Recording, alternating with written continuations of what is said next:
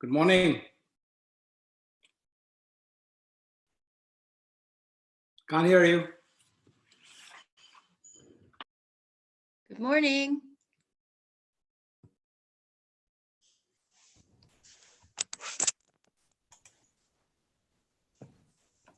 Morning, Perna. Rick, I see you text, you're chatting with me that we're ready. I think we're ready to turn on the mics if you would, please. Great.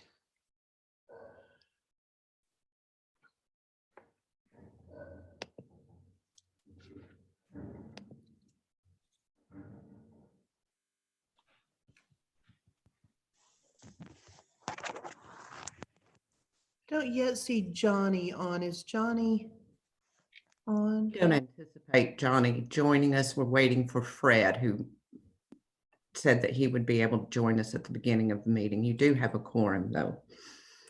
I'm sorry, did you say we are not expecting Johnny? We are not expecting Johnny. I had it wrong in my notes, sorry. Then I think we have everybody that we were expecting. Is that right, Kay?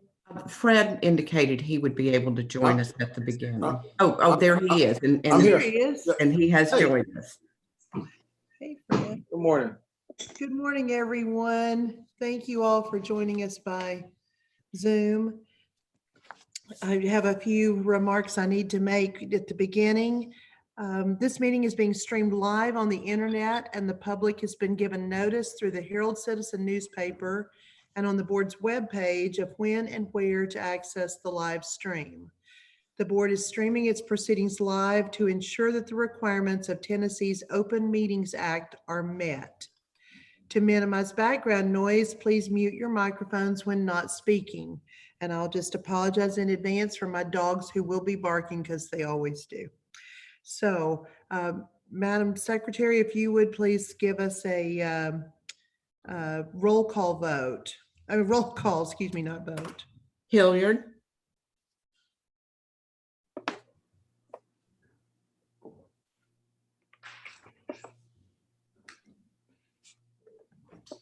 Mason is still muted. I'll move. Jones, Here. Lowry, Here. Pardue, Here. Rose, Segurty, Here. Stites, Van Hooser, Here. Wilmore, Harper. Here. I need to confirm, can everyone simultaneously hear and speak to the board members? Yes. Yes. Yes. Yes. Yes. Ms. Yes. Carpenter, I'm here. I'm sorry, I couldn't find my unmute button. All right. If I'm just anyone, always glad when that happens to someone under 30, by the way, Mason. So thank you for that. if there is anyone who has another person present in the location from which you have zoomed in, could you identify that person? I'm alone. I'm going to take that as no, there is no one. And could everyone please confirm that you received the board materials in advance of the meeting? A nod of the head, yes. Yes. All right, that will confirm that everyone received. All right. Madam Chair, you have a quorum, but a quorum of members is not physically present. In order to proceed with action items, the board must make a determination of necessity for proceeding without a quorum physically present. Thank you, Ms. Carpenter. Pursuant to Tennessee Code annotated section 8-44-108B3, if a physical quorum is not present at the location of a meeting of a governing body, then in order for a quorum of members to participate by electronic or other means of communication, the governing body must make a determination that a necessity exists. So I'm going to state the facts and circumstances that necessitate a meeting without a quorum physically present. Pursuant to TTU Policy 003, the board is required to approve the sale of any Tennessee Tech real estate. Putnam County is interested in purchasing a parcel of the W. Clyde Hyder Farm for the purpose of placing a fire station at the site. Because the sale of such property involves several legal and administrative approvals and processes, it is in the interest of Tennessee Tech to begin these processes as soon as possible. The board is meeting via teleconference in recognition of the need to limit personal contact during the COVID-19 pandemic and in keeping with Executive Order 30 related to the pandemic. These facts and circumstances necessitate a meeting without a quorum physically present. So now we need a vote from the board to affirm that we believe that this meeting needs to happen without a quorum physically present. Do I hear a motion to that effect? So move. Thank you. I heard two motions, so can I take one of those as a second, Ms. Carpenter? If you would identify who the second was, I heard Mr. Segurity. Okay. then I believe Mr. Second, Lowry it's Fred. seconded. Mr. Lowry, thank you. Thank you. Is there any discussion on this motion? Hearing none, all in favor? Oh, I'm sorry, we have to do a roll call vote. Yes. Jones, Aye. Lowry, Aye. Pardue, Aye. Segurity, Aye. Van Hooser, Aye. Harper. Aye. So the motion carries, so thank you all for that. And now we will move on to our business, which begins with the approval of minutes. Hopefully you all received a copy of the minutes. They were in our board books. Does anyone have any discussion on the minutes? And if none, I would entertain a motion to approve the minutes. So moved. Thank you, Tom. Is there a second? Second. Second. Oh, thank you, Perna. Is there any further discussion on the minutes? Hearing none, I'll take a vote. Ms. Carpenter? Jones, Aye. Lowry, Aye. Pardue, Aye. Segurity, Aye. Van Hooser, Aye. Harper. Aye. 6 ayes. Thank you. The motion carries and the minutes are approved. I'll start with the executive committee report and recommendations. And just as a preliminary matter, I'll remind everyone that policy 005 requires the executive committee to report its actions at the next regular board meeting, which would be the June meeting. The June board meeting, however, will involve discussions related to important budgetary and administrative matters. To preserve discussion time at that meeting for those matters, I'm reporting now on the executive committee's actions taken on April 21st, 2020. And I believe many of you were there for the executive committee meeting, so none of this should be a surprise. But the first item is that we, as an executive committee, approved the appointment of Dr. Jennifer Taylor to the position of Vice President for Research, effective August 1st, 2020. I believe I saw Dr. Taylor was signed on today. Is that right? Yes, I'm here. You want to say anything, say something, say hi to everybody in Cookeville or all over, not even in Cookeville? But say hello, everyone. It's good to see you and at least talk to you virtually. So I'm excited to join and looking forward to jumping in. We're very excited to have you. And I see Dr. Otunye is on the call again today. And I said it at the executive committee meeting, but I want to say it for the public to hear. We so thank you for your service and your commitment to this. You have raised the game here at Tennessee Tech. And my understanding is, Phil, we're already at $20 million in research. Is that right for the year already? We're close. Close. Oh, darn it. I hate that close. But anyway, that's all on Francis's bucket. So we sure do thank you, Dr. Otunye, and Dr. Taylor. We're very much looking forward to having you on the team. So that's our first item that we covered. The second item was something that the board needs to approve. That is the policy 008, professional development for the board. Policy 008 provides for professional development for board members and directs the chair or executive committee to schedule professional development opportunities. Policy 008 also directs the president to develop an orientation program for new members.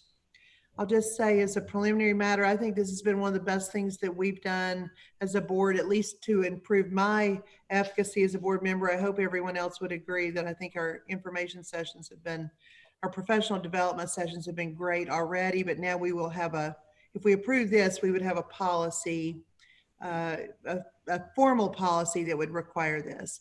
So I would ask for a motion to approve policy 008. I move the board approve TTU policy 008, professional development. Thank you, Mr. Jones. I believe because that was a committee's recommendation, we don't need a second. Is that right, Ms. Carpenter? That is correct. Okay, then is there any discussion on this motion? Hearing none, I'll take a vote. Jones, Aye. Lowry, Aye. Pardue, Aye. Sigourney, Aye. Van Hooser, Aye. Harper. Aye. 6 ayes. Thank you. The motion carries. And policy 008 is approved. The next item is TTU policy 135, legislative proposals.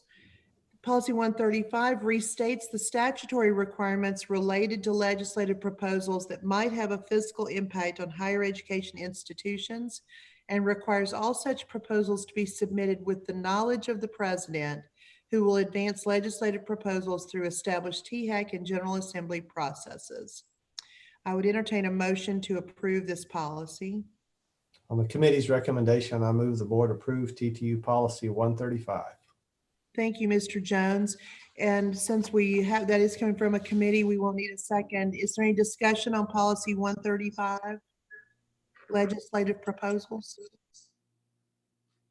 Okay, hearing none, I'll take a vote. Jones, Aye. Lowry, Aye. Pardue, Aye. Sigourney, Aye. Van Hooser, Aye. Harper. Aye. 6 ayes. Thank you, and that motion carries, and we've approved policy 135 for legislative proposals. So our next item of business, so that concludes my report on the executive committee actions, unless somebody else has anything to report from there. Many of you were there, as I said. Okay, then our next item is Dr. Stinson will be reporting on the approval of the sale of the W. Clyde Hyder farm parcel.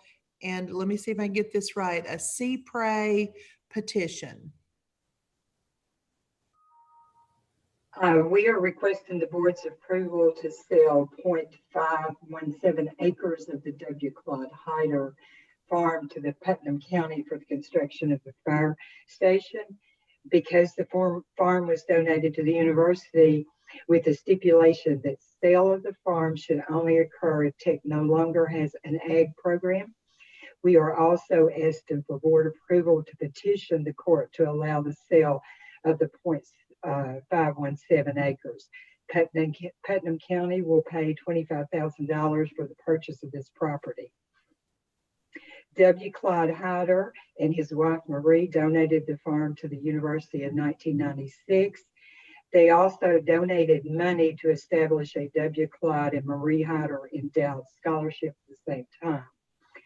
According to the letter of agreement, should the university ever sell the property, the proceeds from the sale will be deposited into the endowment for use for additional scholarships. The 0.517 acres are located on the edge of the farm and will not impact the usefulness of the property to the School of Ag. Construction of a fire station in this area will be of significant benefit to the surrounding neighborhood. And we will deposit the $25,000 from the sale into the Hyder Endowed Scholarship Fund. And I noticed that Dr. Smith, the Dean of the School or the College of Ag and Human Ecology, is on. If anybody has any questions for Dr. Smith, he's prepared to talk about the impact on this request. Are there any questions for Dr. Smith? Or any questions for Dr. Stinson? Then I would entertain a motion to approve the sale of the Clyde Hyder farm. I'll make that motion to sell that portion of the Hyder farm. One question though, this is frontage. So how much frontage is still left on the property for access to the farm? And Mr. Jones, if you'll give me 1 second and get a second on the table, and then we'll have that. I think that's a great question. Second. Thank you, Teresa. Now, Tom, I'm sorry, I didn't mean to cut you off. Just looking at the partial here, we are taking some frontage off the Gainsborough grade. So how much frontage is still left for access to the, I guess it's about almost 31 acres?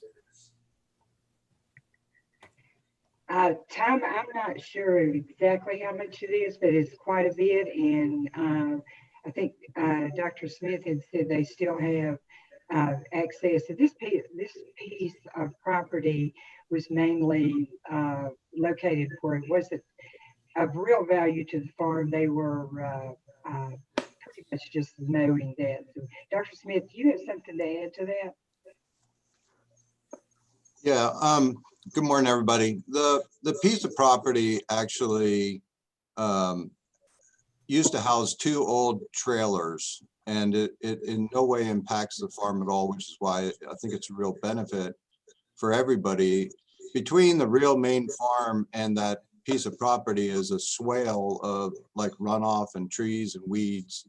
So we actually don't use that. It is just mowed. The barn proper and access to the 31 acres are south of there, and we're not changing any operations of the farm. We're just replacing what we mow. Okay. And Mr. Jones, I hate to ask you to do this, but if you don't mind, we need that full motion with all of those details in it that were provided in the PO. I move to approve the sale of the partial of the W. Clyde Hyder Farm as identified in the board materials, to file the necessary legal petition to allow the sale, and to authorize the president and Dr. Stinson to execute any documents, including but not limited to the verification of the petition and the disposal form necessary to complete the transaction. So that's an amendment to your motion, and Ms. Van Hooser, do you accept that change? Yes, I change. Thank you both. Are there any other questions or any further discussion about this item? Hearing none, we'll take a vote. Jones, Aye. Lowry, Aye. Pardue, Aye. DeGarty, Aye. Van Hooser, Aye. Harper, Aye. 6 ayes. Thank you. That motion carries.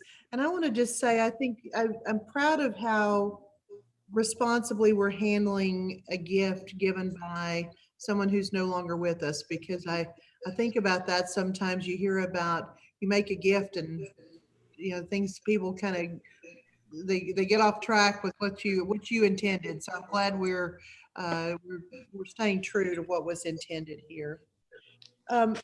My agenda does not include it, but my notes do. And so Kay, forgive me for asking you on the fly, but I think our next item is the gift in place activity. Is that right? That is correct. It should show that way in the diligent board book. Okay, I must have not updated my agenda before I printed it. Sorry. So the next item is is also Dr. Stinson's item. This is one that we decided again to do in this meeting because we were going to have this meeting, and it did have some, it had some time criticality. So Dr. Stinson, do you want to explain this one? Certainly, thank you. So we are requesting the board's approval to accept a gift in place construction of an athletic pavilion. The pavilion will be in the area of the campus where tailgating takes place during the football season. It will be a 44-foot by 60-foot steel column and roof structure constructed on an existing concrete pad. The structure will include a storage area for storing tables and chairs between events. 3 individuals are donating their time and materials to construct the pavilion. Kim Chamberlain will donate the architectural services. Don Logan will donate structural engineering services, and Randy Kiefer will donate steel and actually construct the pavilion. Mr. Logan and Mr. Kiefer are alums of Tech, and Kim Chamberlain has been very active on the campus, helping to design the nursing building, involved in one of the architects involved in the science building design, and also one of the architects selected for the new engineering building, and is currently working on that design. The value of this gift is $100,000. There may be a minor cost to the university. We hope to be able to use brick that are left over in the construction of the science building in the Fifth Center for this, but we may have to buy a few brick. That cost would be less than $10,000. Thank you, Dr. Stinson. Are there questions about this already, or would I would entertain a motion and then we could discuss it? Would probably be the best way to approach this. I move to approve the acceptance of the gift in place project for the athletic pavilion. Thank you, Mr. Jones. Is there a second? Second. Thank you, Mr. Lowry. Now, is there any discussion or questions about this? I just want to make a statement. I think it's fantastic when the community comes together, from several different people to give something like this to the university that will benefit us all. So congratulations. I completely agree. And Dr. Stinson, I didn't hear you explain why the board needs to approve this, but you might want to just mention that, because if I offered to give you a gift, you're probably not going to make the board approve it. So why are we having to approve it? Anytime that the university is constructing a facility that includes utilities, and in this case, electrical and water, it does require board approval because it does have to be submitted to the State Building Commission for their approval, and they will not accept projects that have not been approved by our board. Great, thank you. Is there any further discussion?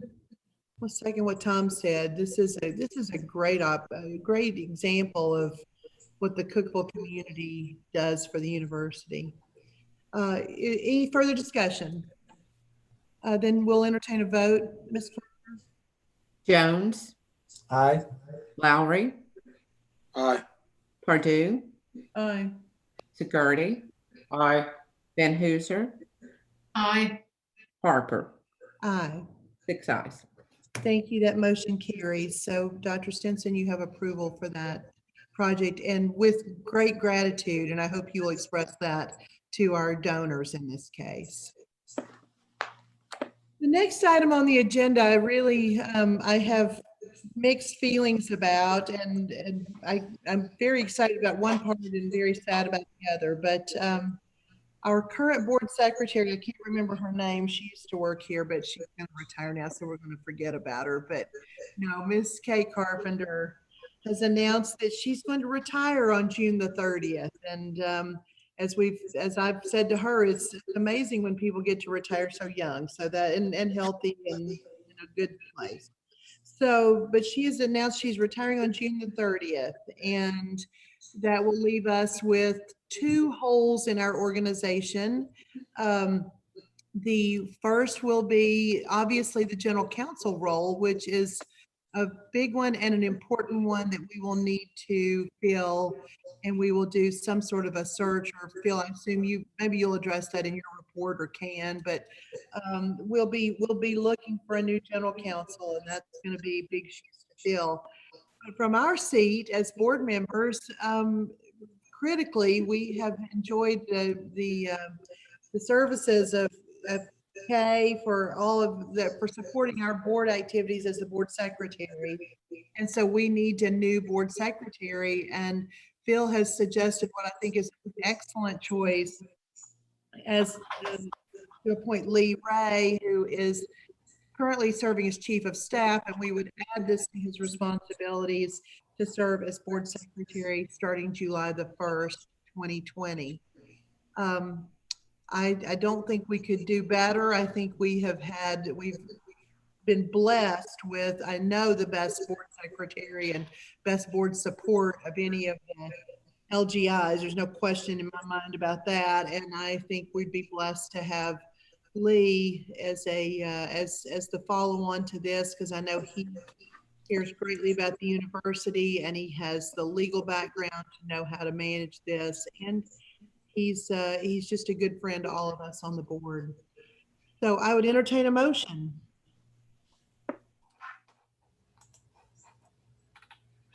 Okay, can we not accept the resignation or retirement? That's a thought. You know, I having retired young myself, I sort of have to feel like it's probably not fair, but Bill, is there something that we could do about that? I think Kay would, with her general counsel hat, would say conscripted labor is outlawed in today. Believe indentured servitude has gone the way of the dodo, so. Except that my husband would say that's not true, just so y'all know. That is a great idea, Perna. Yeah, Kay, we're gonna miss you a lot, and I know you've been a source of deep counsel for all of us, and kept us all out of trouble. So we appreciate that very much, and thank you for all the guidance that you've given us and me and personally and the board and the university over the years. Thank you for that. Thank you, Perna. And I hope we'll have, and I believe we will have, Phil and Lee and I've talked about this a little bit, have a proper opportunity to thank Kay at our June meeting, which will still be by Zoom, but it would be, we'll have a little more time to actually thank Kay and celebrate her. Toast and roast Kay maybe as we send her on her way. I still need a motion though to approve the appointment of Lee Ray as board secretary. I moved Trudy. Oh, Go yes, ahead. Kay. Yeah, I'll move to ratify the appointment of Lee Ray as our board secretary effective July 1st, 2020. Thank you, Ms. Van Hooser. Is there a second? I'll second. Thank you, Mr. Jones. Now, is there any further discussion? I just a couple of comments. First, I wanted to say, Kay, again, thank you so much for your service. And I guess as a previous board chair, I can't express enough my gratitude for how you took care of me and the board and did just an incredible job. So I don't know, I can't say that enough. Secondly, I've known Lee Ray since I was in college. He was a fraternity brother of mine, and I think very, very highly of him. I have to ask a question just because I think it's prudent to do so. And I want to say that I hope this question is in no way interpreted as being a negative or trying to create a problem, but I do think it merits some comment. And that is there a conflict of interest for Lee Ray to be the board secretary as, you know, as the board, our primary employee is the president of the university, and Lee Ray is the chief of staff and for the president. And at the same time, he is the secretary for the board.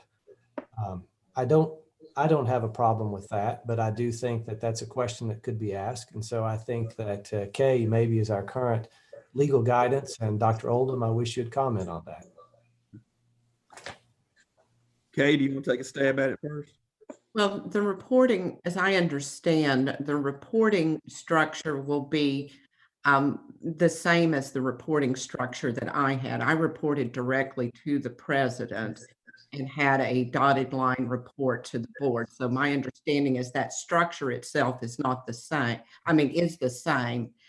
As to the difference between the general counsel having that dual reporting and the chief of staff, I'm going to let Dr. Oldham address that. And if you don't mind, I'm going to step in first, Bill, and then you can respond to what I'm going to say. But Tom, I had the same question, and I won't say even concern, but I did have the same question. And I called Phil and Lee together, and we actually had a face-to-face meeting. So I braved the threat of the COVID-19 by meeting with them face-to-face.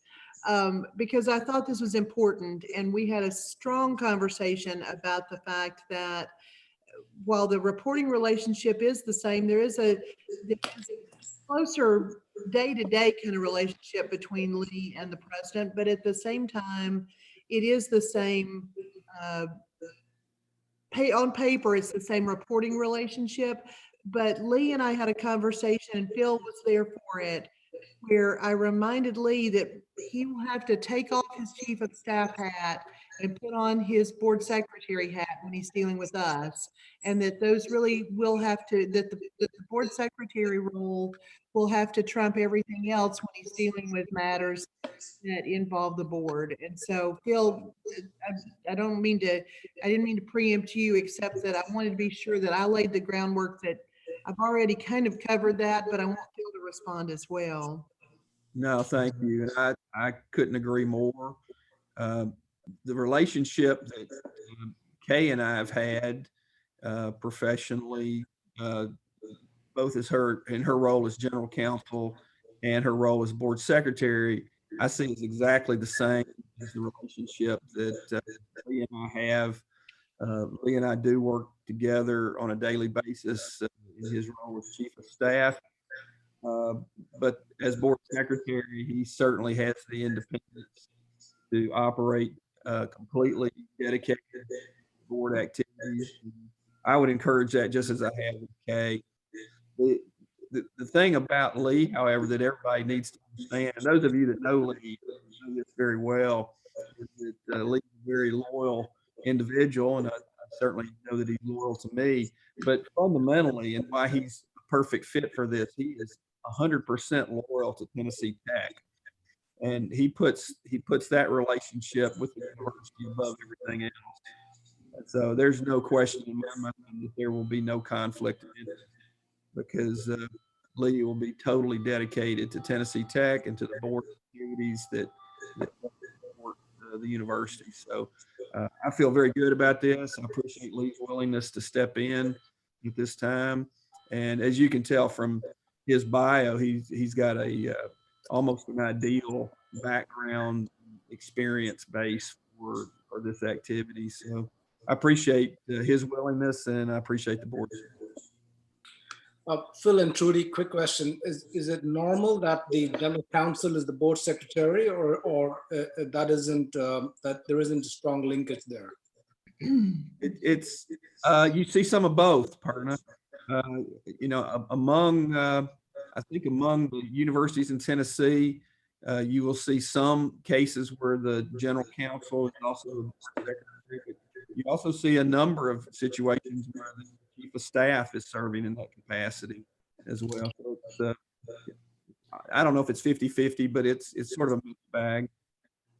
Okay. Perna, I would say that it would be better for the general counsel, just because of the role the general counsel has to play, probably preferable to keep those separate, because there might be, which hat are you wearing? And for an attorney, that is an important question, and how the board understands what the relationship is.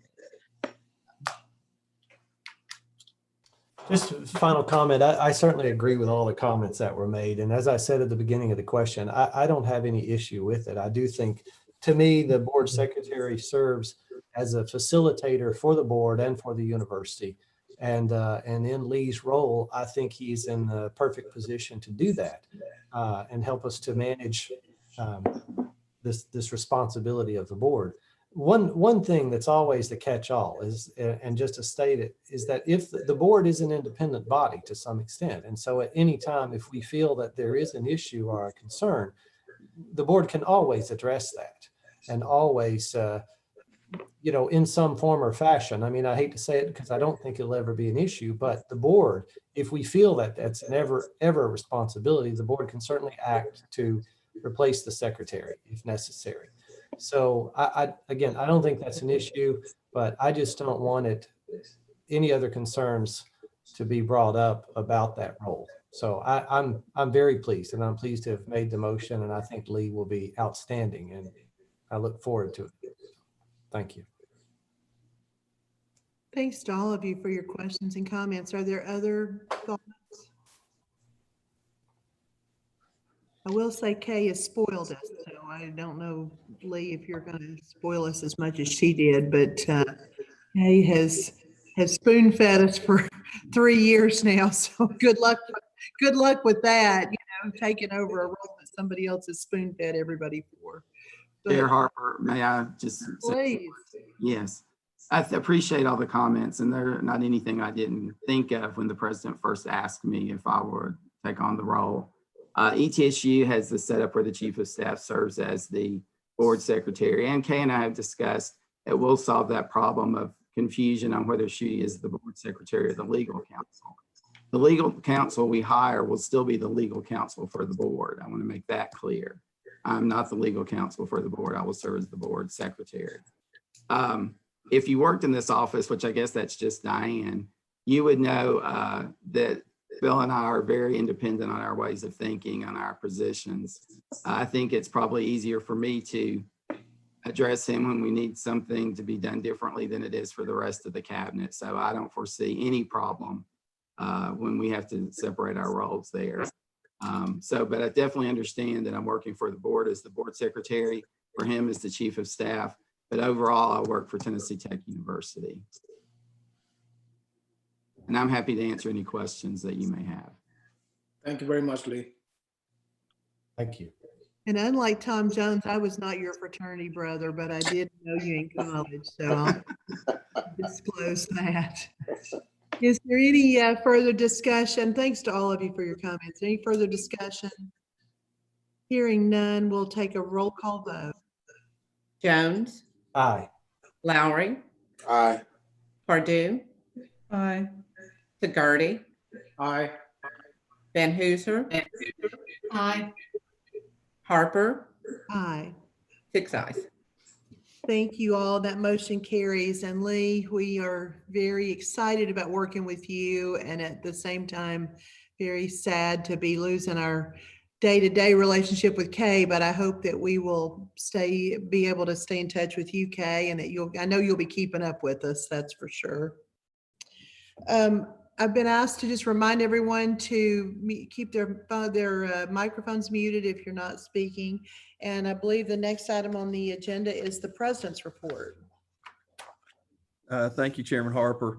I'll try to run through this pretty briefly, but obviously a lot has transpired over the last 2 months since our March board meeting. Seems more like at least a year, maybe more, in terms of level of activity. But I want to quickly kind of update everybody on where we've come over those 2 months, and then really talk about where we're going over the next 2 to 3 months. We'll have a chance at the June board meeting to talk a little bit more, but since this situation with the COVID-19 pandemic is so fluid and so dynamic, I think it's best to keep you informed as we go, because it changes pretty rapidly, as many of you are well aware. So since the March Board of Trustees meeting, I'll run through these pretty quickly. We extended spring break for an extra week in March to prepare the campus to go online. We shifted to 100% online classes by the end of March, which was a phenomenal feat. And I really give the faculty and the provost office and all the deans tremendous credit for that. They did a phenomenal job to move so rapidly and so drastically toward online instruction, and did it exceptionally well. So great credit to the faculty for a wonderful job, and really putting the students first in all cases. I greatly appreciate that. We phased telecommuting in for all employees. We eventually got down to roughly about 100 employees were continuing to come to campus any given day. So somewhere probably less than 10% of our total staffing was on campus any given day throughout the last couple of months. And some of that was on rotational basis. Facilities crews, for example, rotated days, but we needed to obviously keep the physical plant in order and functioning. We continued to have some students living on campus that needed to stay on campus. That got down to, I think, something less than about 250 students that continued to live on campus, either in the traditional residence halls or in Tech Village apartments. We canceled or postponed all the university events through the month of June. One of those, the probably most notable, was a rescheduled commencement. Spring commencement has been rescheduled now for August 8th. We look forward to being able to host that back on campus for those spring graduates. We're going to a slightly modified format so we can spread people out to a greater extent over multiple ceremonies and have the healthiest situation possible. We refunded something in the order of $3.2 million of student housing and dining expenses, fees that had been paid to the university. We got those refunds back into the hands of students relatively quickly.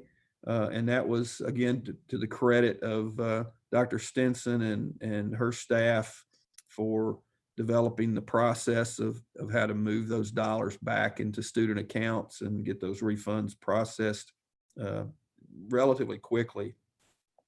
We were also the beneficiary of something about I think it's about $8.7 million in CARES Act funding from Congress.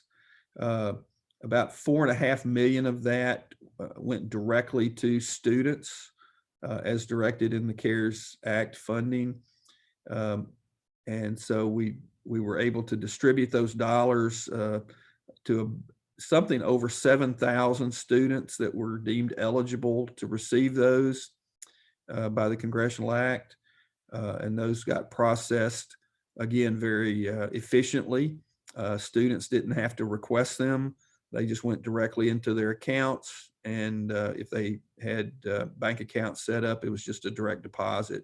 Others received checks. And so it was pretty seamless in terms of the students' concerns. I think in terms of, and those are some of the highlights, there's a lot more that went into the last couple of months, but I think two major lessons that have been learned, at least for me. One is a big lesson that proves that we can do this. We can respond in a time of crisis and do it extremely well, do it extremely quickly and effectively, and continue to put students' interests first. I think that's maybe the biggest lesson of all throughout all this, and gives me great pride to say that about everyone here at Tennessee Tech. Secondly, I think a great lesson that we've learned is that, despite sort of a continued trend toward more online instruction nationwide, it's really clear that students want to be on campus. They want to be on a campus setting and have a traditional on-campus experience whenever possible. That's their preference, and certainly that's our preference. That's what we do. That's why we're here, and I think we're doing exceptionally well. So Rick, we seem to be having a little bit of an audio problem. I don't know whether is everybody hearing that? Yeah. Yeah, people are nodding their heads. Okay. It seems better now, Phil. I don't know what happened. Sorry. If you have it, just stop me if it happens again. But I think it bodes well for traditional higher education in the future. We will continue to do online instruction. We do need to continue to do more of it. But I think it really does emphasize the nature of the on-campus experience is very important, very critical, and that's really our bread and butter, and will continue to be. So where do we go from here? So we've been actively working over the last several weeks on what I'll refer to as reopening plans. A lot of details obviously have to go into that, a lot of considerations, running a lot of scenarios, because we don't always know what to expect in the future because the changes are happening so rapidly, and we're getting updated information really daily. So we'll continue to make these plans very flexible and very fluid. but we'll release to the campus later today, sort of the high altitude view of those reopening plans. The goal is really clear. The goal is by the end of August to be welcoming 10,000 students back on this campus in as much of a traditional format as possible. That is our goal, and that's what we're going to continue to work to. So over the course of the next 3 months, we will take this in stages. We will do a phased reopening of the campus, beginning actually this week with our entire facilities crew came back intact to campus this week to begin the process of making sure that the physical infrastructure of the campus is in good order, and that we can begin making whatever necessary modifications to the campus are deemed necessary for the health and safety of all employees and eventually to all the students as well. So we will have over the course of June, we will incrementally reintroduce all the non-faculty staff back to the campus. Each vice president has been given the opportunity to determine for their division what the best phasing schedule should be for their staff, because it varies a little bit by functional area. And so they have developed those plans. They either have already informed their staffs of those plans or are in the process of doing so now. And so beginning next week after Memorial Day, all non-faculty staff will start being reintroduced to the campus, and that will continue for approximately the next 5 weeks in stages. So the goal there is to have essentially all the non-faculty staff back on campus by the return after 4th of July, so that we can begin reopening the campus to external visitors, most notably summer orientation sessions for new students. That will begin in the middle of July.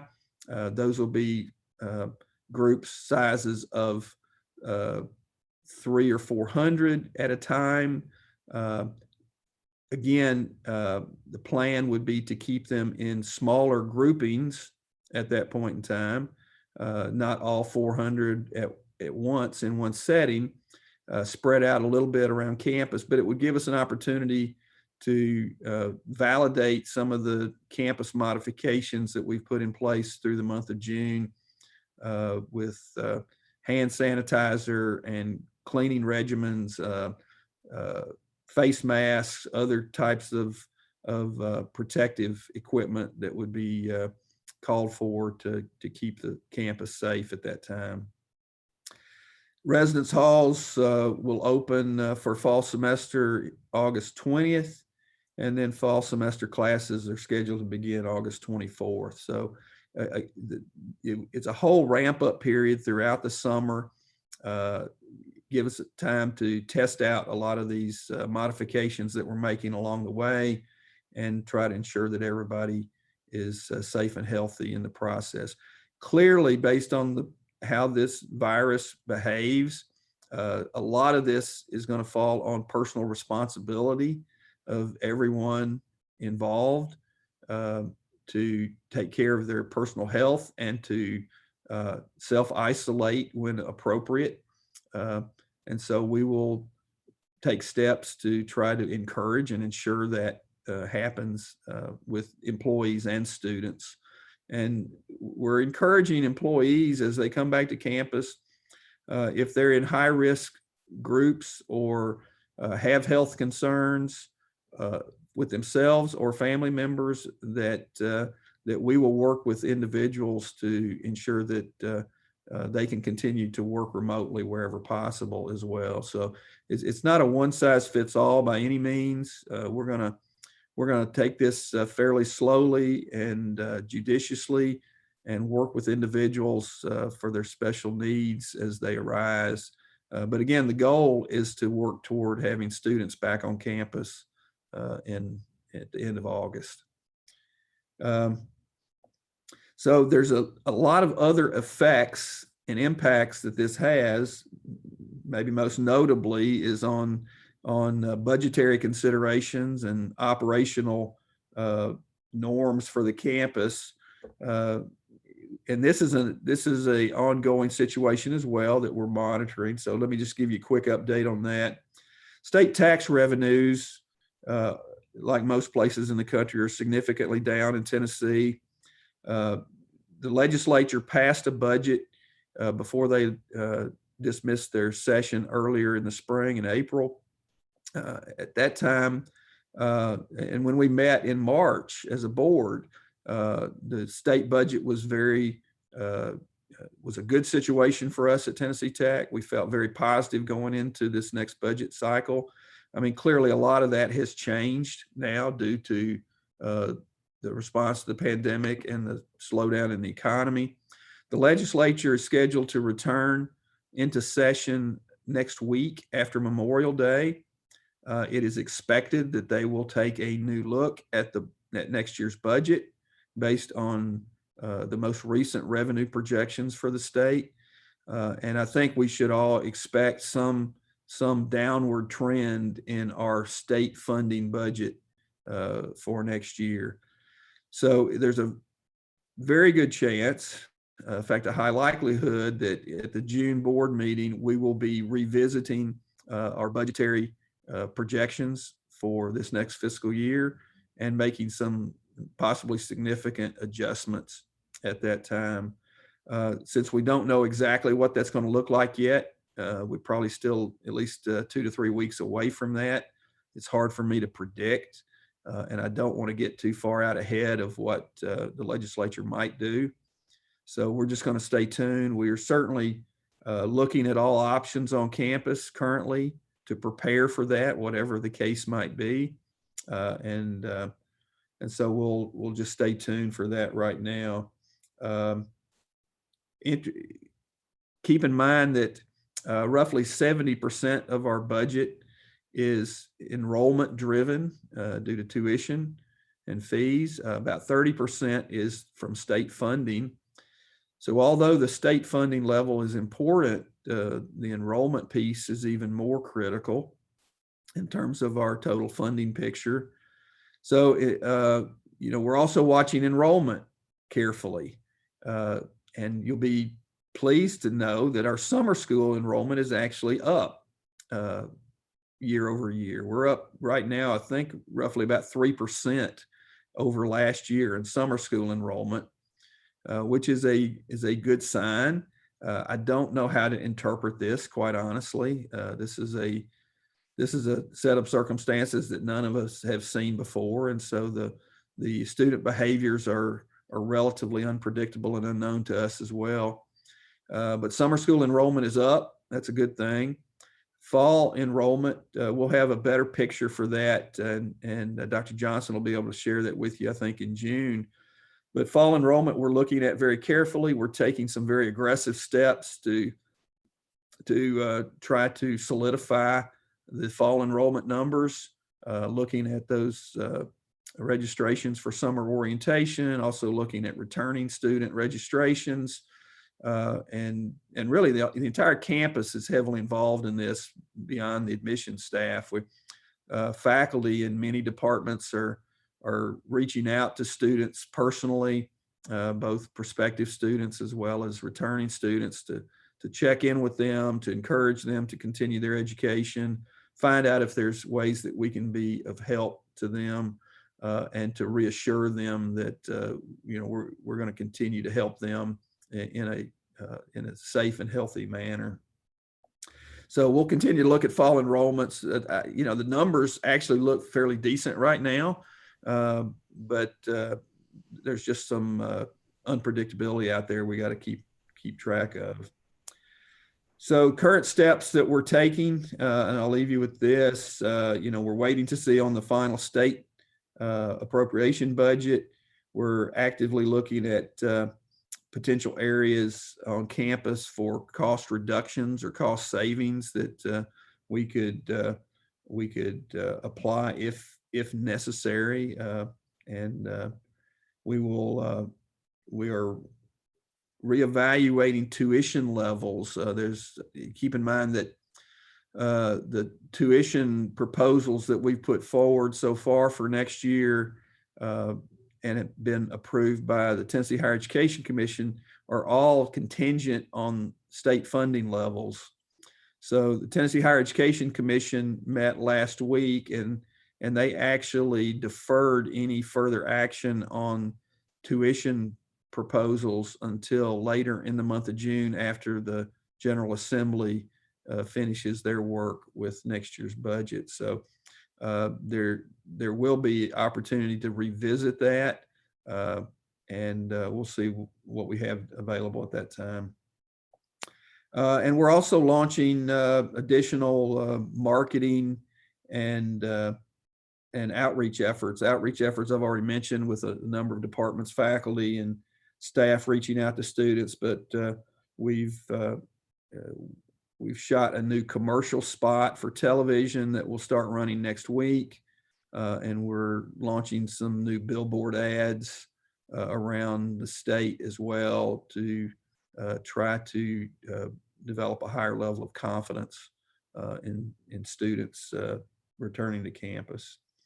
So that gives you some idea of all the things going on. And really there's a lot more than what I've mentioned, but I've tried to hit the highlights and appreciate all your support, appreciate all the advice and counsel that all of you provide. And I'll be glad to answer any questions that you might have now specifically. But again, we'll go into a lot more detail about this at the June board meeting when we know a little bit more. Phil, just curious, I mean, this is all speculative for sure, but I know we just passed sort of a new model for tuition. And my guess is I would expect more of a shift for more online learning just because universities have had to gear up for it and students have learned they can do it. You know, personally, I think that the true college experience of people being there is still what they come for. I mean, I think that's the most important beneficial thing. But is there any consideration of reevaluating the tuition model going forward?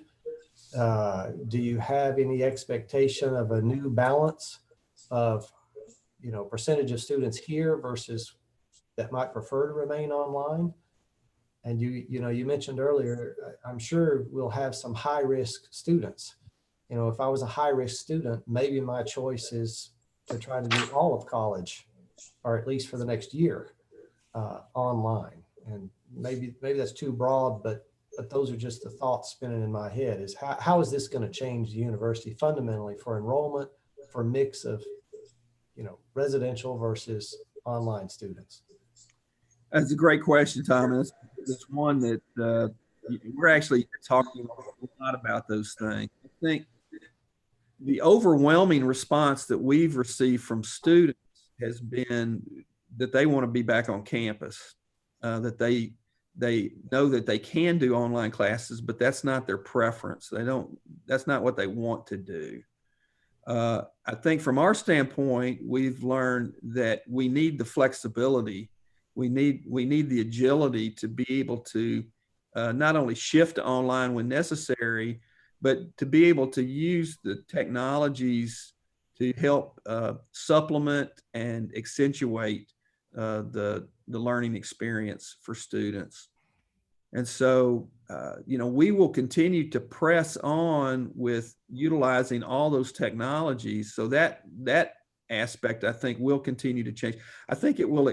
This episode will accelerate our efforts as well as the efforts on university campuses around the country to be able to do more with online or electronic means of education.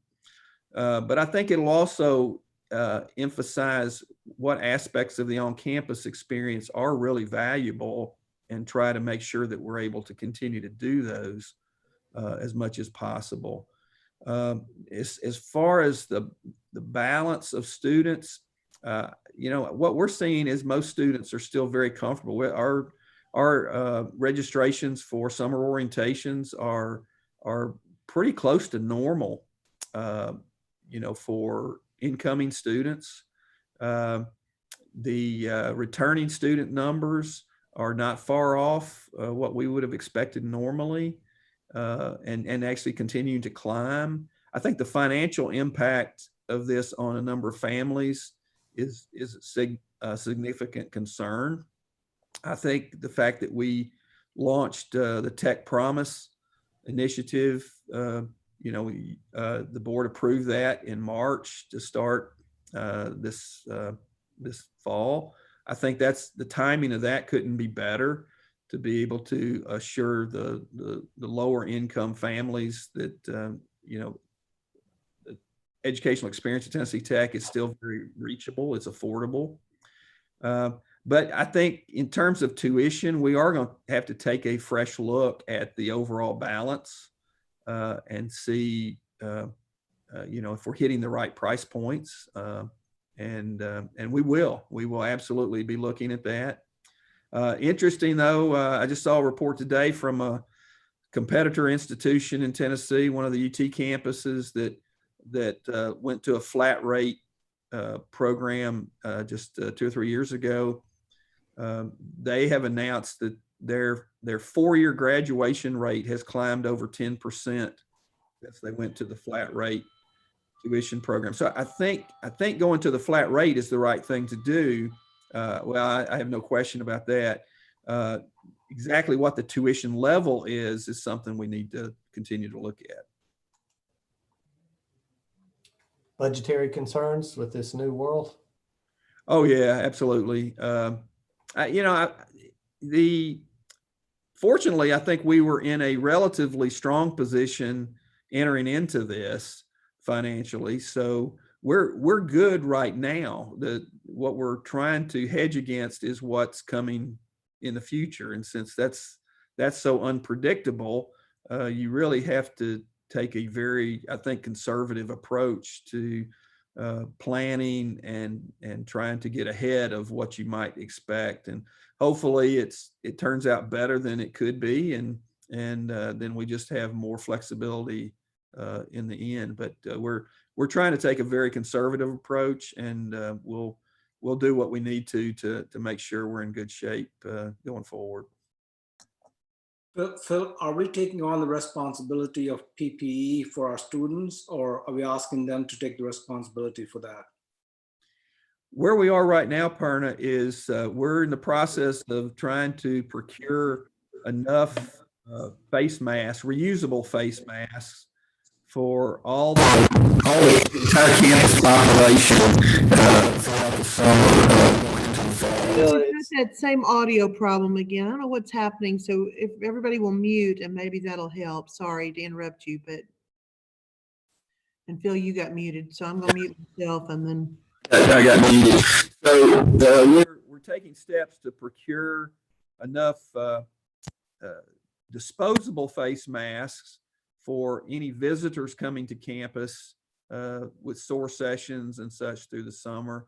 We're also procuring enough reusable face masks for everybody on campus, faculty, staff, students, and so forth. So, you know, we're like every place else, you know, we kind of struggle with, can we get enough material, whether it's face masks or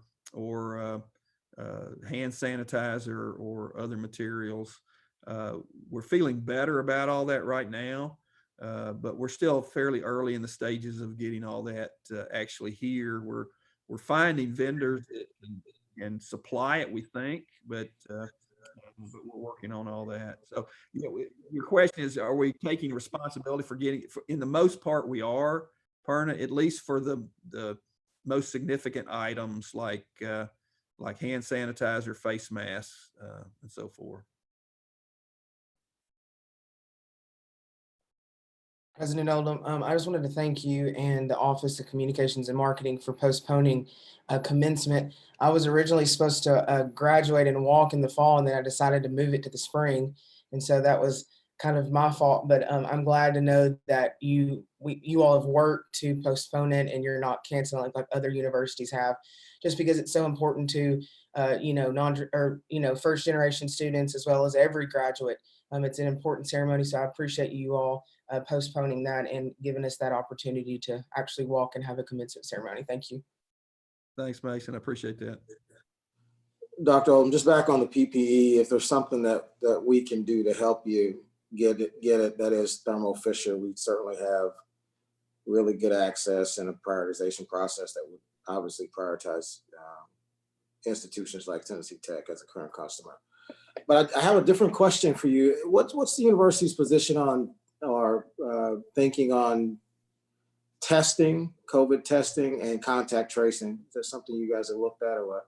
Yeah, we have, and we're working on it. This is an area you might be able to help us out with as well, Fred. So through the state, Tennessee Higher Education Commission has taken a lead to try to get enough testing capabilities so that every campus, including us, could do local testing on campus. And so our hope, and we have some reason to believe this is possible, by the fall semester start, we would be able to test all students that are living on campus initially, and then enough tests to be able to support contact tracing throughout the academic year. We've discussed, and we actually have multiple work groups working on a lot of these different areas. One work group is on the health and safety issues. So we have our director of health services and the dean of the nursing school chairing that work group. So they've been looking at how that could function. As you know well, because it's your business, there are multiple kinds of tests that can be performed.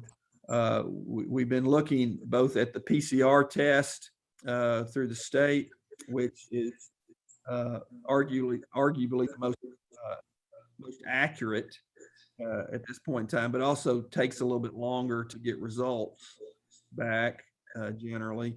And also the antigen-based test, the ELISA type test that we could do quickly, potentially, but the accuracy is a little less in that case. So we're looking at all those. And my goal is to try to be able to do as much testing as possible on campus by the start of the fall semester to be able to identify positive cases as quickly as possible and get them isolated and help to alleviate any large spread of the virus.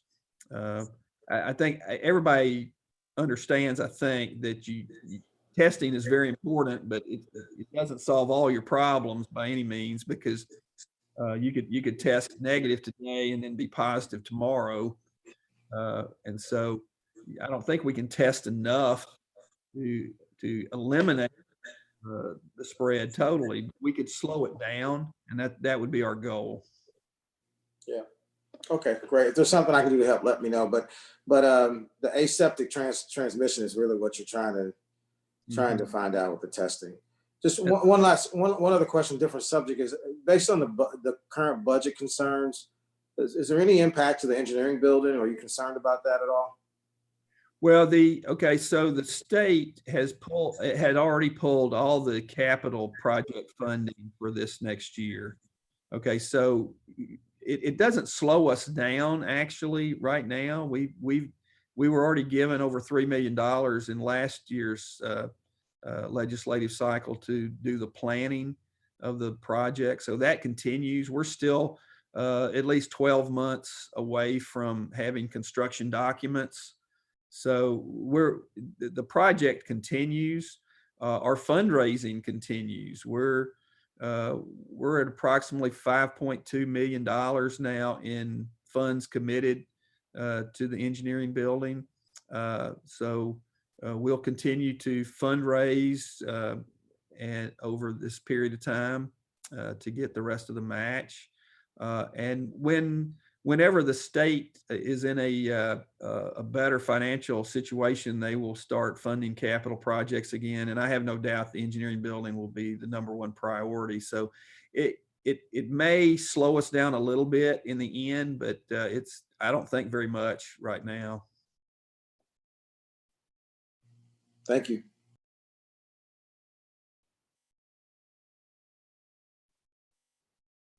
Well, again, thank you all for your support and advice, counsel, and for